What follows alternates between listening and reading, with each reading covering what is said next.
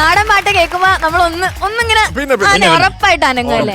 എന്താണ് ശരത് സാർ നാടൻ പാട്ടുകളെ കുറിച്ച് പറയാനുള്ളത്? ഈ നാടൻ പാട്ടെന്ന് പറഞ്ഞാൽ പാറു വളരെ പഴയത് എന്ന് പറഞ്ഞാൽ 500-600 വർഷം പഴക്കമുണ്ട്. ഈ ഒരു കാര്യം ഇത് പണ്ട് പാടിയിരുന്ന ദൈവങ്ങളെ പ്രീതിപ്പെടുത്താനും അത് പല സന്ദർഭങ്ങൾ അതിനകത്തുണ്ട്. ദൈവപ്രീതി മാത്രമല്ല, അത് കൂടുതലും ദൈവത്തിനെ വിളിച്ചുള്ള പാട്ടുകളായിരുന്നു ആദ്യം. പിന്നെ അത് പല ലെവലിലേക്ക് മാറുകയും അതാ മണ്ണിൻ്റെ മണം എന്ന് പറയത്തില്ല. നമ്മൾ ഓരോ ഏരിയയിലും ആ ഫോക്ക് പാട്ട് എടുത്ത് നോക്കിയാൽ ആ മണ്ണിൻ്റെ കൾച്ചർ നമുക്ക് മനസ്സിലാവുന്ന എന്താണ് അതിൻ്റെ സ്വഭാവം എന്ന്. കാര്യം എല്ലാത്തിൻ്റെയും റൂട്ട് അതാണ്.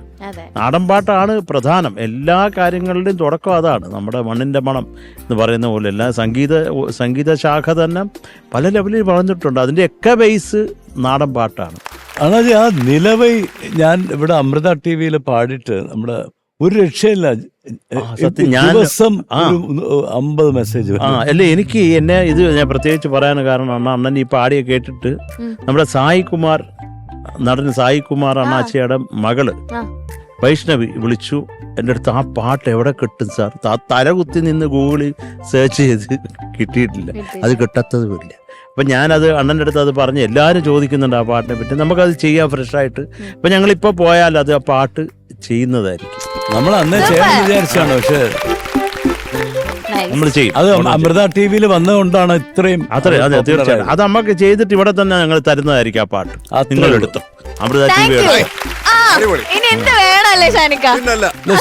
ശരിക്കും ആ പാട്ട് നമുക്ക് ചെയ്യണം. തീർച്ചയായിട്ടും ഉറപ്പായിട്ടും അത് നമ്മൾ അമൃത TVക്ക് തന്നെ കൊടുക്കും. അല്ല, ഞാൻ പാറു ഈ ഇടയ്ക്കാണ് അമ്മ ചെന്നൈയിൽ വന്നിരുന്നു, അമൃതാനന്ദമയ്യ അമ്മ. അപ്പൊ അമ്മയെ കാണാൻ പോയി ഞാൻ.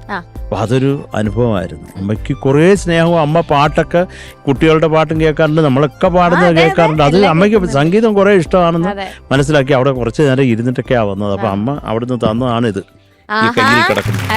അപ്പൊ കുറെ സന്തോഷം. ഞാൻ അമ്മ ആദ്യമായിട്ട് കാണുക, അത് ഞാൻ പറയുകയും ചെയ്തു. അമ്മയ്ക്ക് കുറേ സ്നേഹം.